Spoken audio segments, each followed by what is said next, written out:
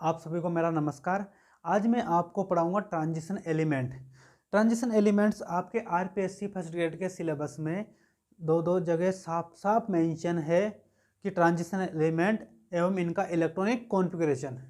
तो इनके electronic configuration एक मोस्ट इम्पॉर्टेंट टॉपिक है। इससे सीधा सीधा क्वेश्चन आपके आरपीएससी फर्स्ट ग्रेड में आता है। तो देखिए, ट्रांजिशन एलिमेंट,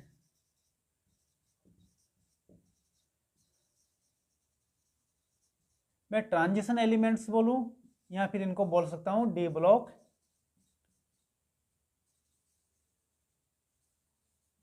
एलिमेंट्स। अब बात आती है अपने D block elements periodic table में कहां पर एग्जिस्ट करते हैं। तो पी ब्लॉक और एस ब्लॉक के मध्य में आपके डी ब्लॉक एलिमेंट्स एग्जिस्ट करते हैं। तो इनको सर्वप्रथम मैं लिख लेता हूं, फिर इनकी कुछ पीरियोडिक प्रॉपर्टी को एक्सप्लेन करूंगा। तो देखिए, यदि मैं 3D सीरीज की बात करूं तो scandium, titanium, vanadium, chromium, manganese, iron, cobalt, निकल, कॉपर और जिंक। इसके नीचे आता है इटरबियम, फिर आता है लेंथेनम, फिर आता है यहाँ पर जिरकोनियम, आता है हाफनियम, फिर आता है नायोबियम, टेंटेलम, फिर आता है मोलिब्डेनम, टंगस्टन, फिर आता है टेक्नीशियम, रीनियम, फिर आता है रुथेनियम, ओस्मियम, फिर आता है रोडियम, इरिडियम, फिर निकल के साथ आता है पैलेडियम, प्लेटिनम, कॉपर के साथ आता है सिल्वर और ये गोल्ड एयू, फिर आता है जिंक के साथ कैडमियम और मरकरी। यदि मैं आपसे ये है कि आप ये तो जानते हो 3D सीरीज, ये 4D सीरीज और ये 5D सीरीज है। यदि मैं पीरियोडिक टेबल में इनकी एग्जिस्टेंस देखूं तो देखिए, according to Mendeleev periodic table, तो मेंडलीव पीरियोडिक टेबल के अनुसार ये है थर्ड ग्रुप, थर्ड बी, ये fourth B, fifth B, six B,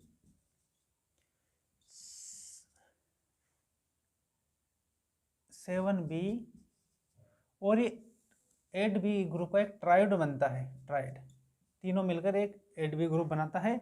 फिर ये फर्स्ट बी और सेकंड बी, ठीक है। ये ग्रुप किसके अनुसार हो गए? According to Mendeleev periodic table. Third B, fourth B, fifth B, six B, seven B, 8B का एक ट्राइड है और हो गया first B and second B, ठीक है। और यदि मैं मॉडर्न पीरियोडिक टेबल के अनुसार इनका क्लासिफिकेशन करूं तो ये आते हैं थर्ड ग्रुप में, ये fourth, fifth, six, seven, 8, 9, 10, 11 and 12। It means यदि पीरियोडिक टेबल में देखें तो ग्रुप 3 से ग्रुप 12 तक के एलिमेंट्स डी ब्लॉक एलिमेंट्स कहलाते हैं। तो यहाँ तक समझ में आ गए होगा, राइट। अब देखिए, यदि मैं इनके इलेक्ट्रॉनिक कॉन्फ़िगरेशन की बात करूँगा, किसकी बात करूँगा? इनके इलेक्ट्रॉनिक कॉन्फ़िगरेशन की। तो जो इलेक्ट्रॉनिक कॉन्फ़िगरेशन है, यदि आप 3D सीरीज को लो तो इस 3D सीरीज का इलेक्ट्रॉनिक कॉन्फ़िगरेशन जनरली सभी को मालूम होता है, क्योंकि ये सीरीज आप लोगों ने अच्छे से पढ़ भी रखी होती है और इसमें कहाँ वेरिएशन आता है वो जनरली सभी को मालूम होता है। लेकिन यदि मैं 4D सीरीज की बात करूं और 5D सीरीज की बात करूं तो इसमें आपको प्रॉब्लम आती है और यहीं से ही सीधा सीधा क्वेश्चन उठकर आता है। तो आपको मैं आज सिंपल ट्रिक बताऊंगा, यदि वो ट्रिक याद है तो आप इनका इलेक्ट्रॉनिक कॉन्फ़िगरेशन इजीली लिख सकते हो। तो सर्वप्रथम मैं 3D सीरीज का इलेक्ट्रॉनिक कॉन्फ़िगरेशन लिख लेता हूं। तो देखिए, ये होता है 3D1 4s2, राइट। फिर आएगा 3D2 4s2, फिर 3D3 4s2। अब यहाँ 3D4 होना चाहिए था, लेकिन क्या होता है 3D5 4s1। Half field and full field की जो एक्सचेंज एनर्जी रहती है उसके बेसिस पर ये है ना। फिर आता है 3D5 4s2, 3D6 4s2, 3D7 4s2, 3D8 4s2, फिर ये हो जाता है 3D10 4s1 और ये 3D10 4s2। तो 3D सीरीज में जो वेरिएशन आया ओनली दो जगह आया, एक तो क्रोमियम के केस में, एक आया है कॉपर के केस में। ये सबको जनरली मालूम होता है। लेकिन यदि मैं 4D सीरीज 5D सीरीज पे आता हूँ तो इससे पहले आपको ट्रिक याद रखनी पड़ेगी। वो ट्रिक क्या है देखिए। 4D सीरीज में आपके जो इलेक्ट्रॉनिक कॉन्फ़िगरेशन लिखते हो उसमें D3 D6 एंड D9 क्या होते हैं मिसिंग होते हैं। यानी कि यदि आप 4D सीरीज का इलेक्ट्रॉनिक कॉन्फ़िगरेशन लिखोगे तो उसमें कहीं पर भी D3 D6 एवं D9 नहीं आएगा, राइट। और यदि मैं 5D सीरीज की बात करूं तो 5D सीरीज में ओनली D8 क्या होता है मिसिंग होता है।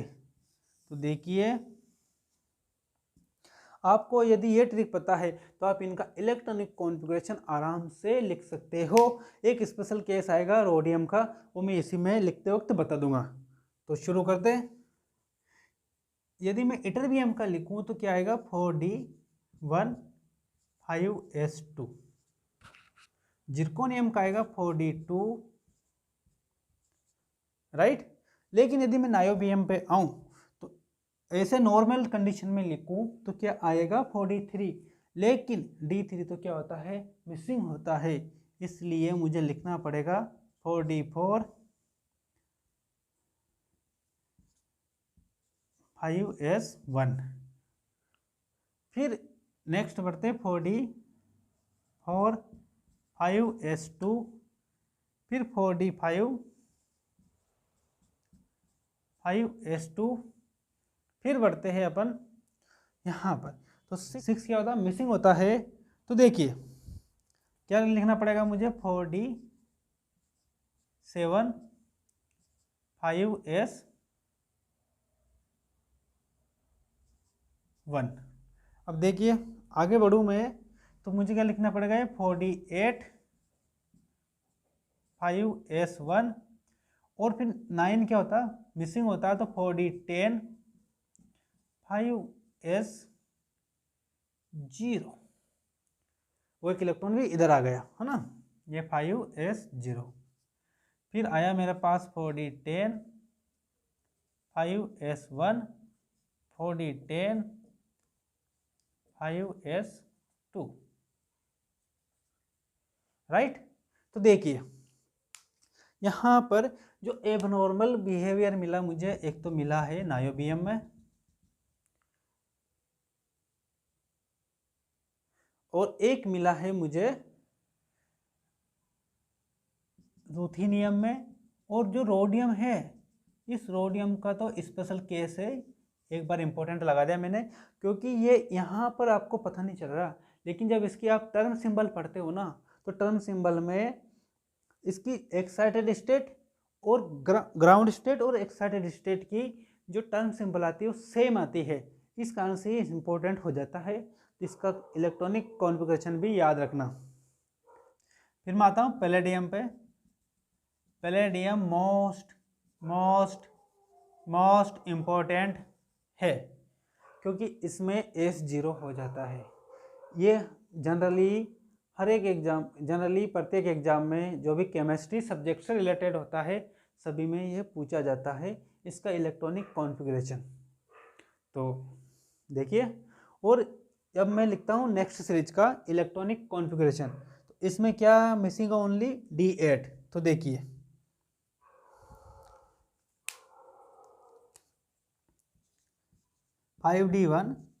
6s2 5d2 6s2 5d3 6s2 5d4 6s2 5d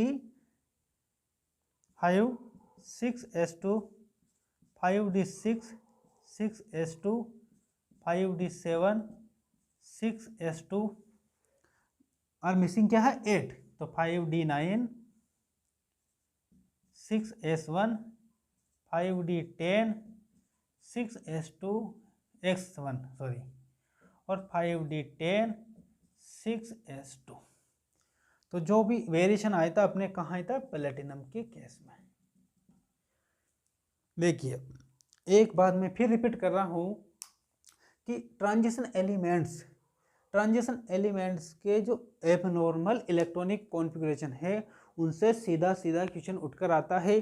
तो देख लीजिए जो जो एबनॉर्मल है उनको थोड़ा सा याद रखना, और यदि आपको ये ट्रिक याद है तो इनका इलेक्ट्रॉनिक कॉन्फ़िगरेशन इजीली लिख सकते हो, राइट। तो 3D 4D 5D सीरीज के जो भी डी ब्लॉक एलिमेंट्स थे इनका इलेक्ट्रॉनिक कॉन्फ़िगरेशन आपने लिख लिया।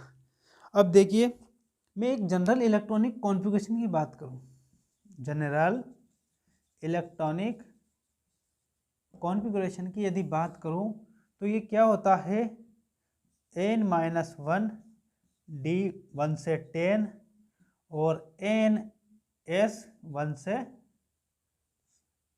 0 से 2, ठीक है। लेकिन आप इन सभी तीनों सीरीज में देखिए ओनली एक ही एलिमेंट ऐसा है जिसके लिए 5s0 हुआ, यानी s0 हुआ है। तो कौन सा हो, पैलेडियम। यदि मैं पैलेडियम को छोड़ दूं तो इनका जनरल इलेक्ट्रॉनिक कॉन्फ़िगरेशन ये भी हो सकता है n-1 d 1 से 10 और n-s 1 से 2। अब देखिए ये भी सही है, ये भी सही।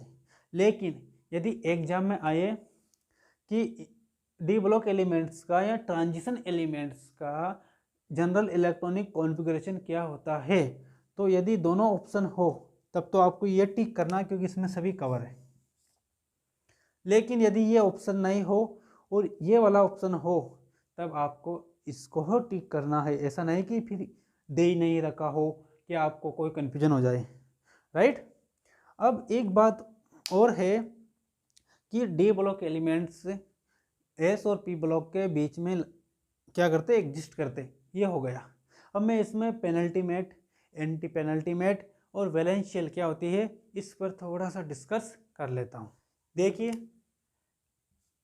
ये न्यूक्लियस, ये फर्स्ट शेल, ये सेकंड और ये थर्ड शेल, इसको बोलते हो आप वैलेंस शेल। क्या कहते हो, वैलेंस शेल। और जो इसके जस्ट अंदर वाली है इसको बोलते हो पेनल्टीमेट शेल, और इसके जस्ट अंदर वाली है उसको बोलते हो एंटी पेनल्टीमेट शेल, राइट। अब देखिए जो इलेक्ट्रॉनिक कॉन्फ़िगरेशन लिखा आपने उसमें क्या होता है कि जो लास्ट इलेक्ट्रॉन है इनके इलेक्ट्रॉनिक कॉन्फ़िगरेशन लिखते वक्त जो लास्ट इलेक्ट्रॉन है वो n-1 d सब शेल में एंटर करता है या भरा जाता है, ठीक है। यानी कि जो इलेक्ट्रॉन जाता है वो किस में जाता है, ये n है तो ये n-1, ये n-2। जो एंटी पेनल्टीमेट शेल है इसकी बात अपन करेंगे ए ब्लॉक एलिमेंट्स में, जनरली उसी में बात की जाती। तो यहाँ पर जो लास्ट इलेक्ट्रॉन किस में जाता है, पेनल्टीमेट शेल में। तो ये बात समझ में आ गई। नेक्स्ट बात है कि जो डी ब्लॉक एलिमेंट्स है इनको ट्रांजिशन एलिमेंट्स क्यों कहते हैं, तो इसका ये कारण है कि डी ब्लॉक एलिमेंट्स का वैलेंस शेल और पेनल्टीमेट शेल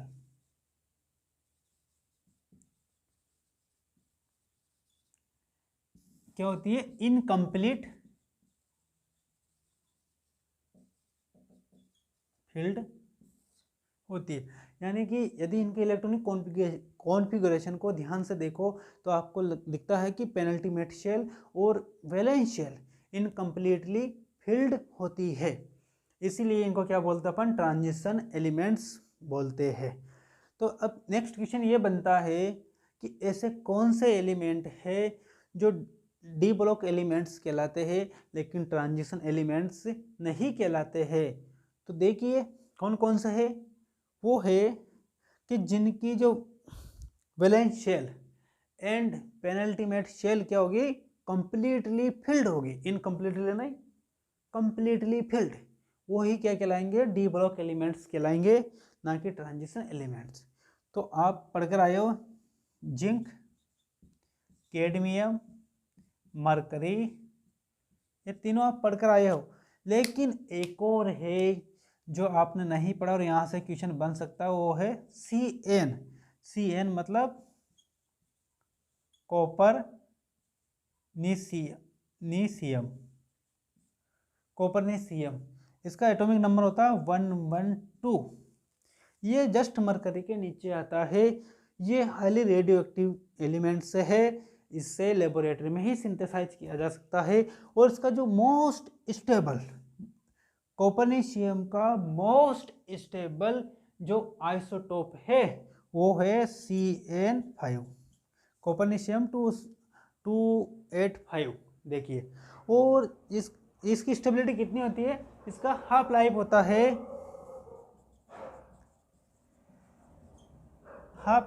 है, लगभग 28 सेकंड, राइट। ये याद रखना, यहाँ से क्वेश्चन बन सकता है, इंपॉर्टेंट है। कॉपरनीशियम, क्योंकि जनरली ये तीनों सभी को मालूम होते हैं, कॉपरनीशियम सभी को मालूम नहीं होता है, राइट। अब बात ये आती है कि आपने इनके इलेक्ट्रॉन कॉन्फ़िगरेशन देख लिए, इनके कहाँ का एबनॉर्मेलिटी है वो देख लिया। अब नेक्स्ट जो इनकी इम्पोर्टेंट प्रॉपर्टी वो है इनका करेक्टरिस्टिक्स।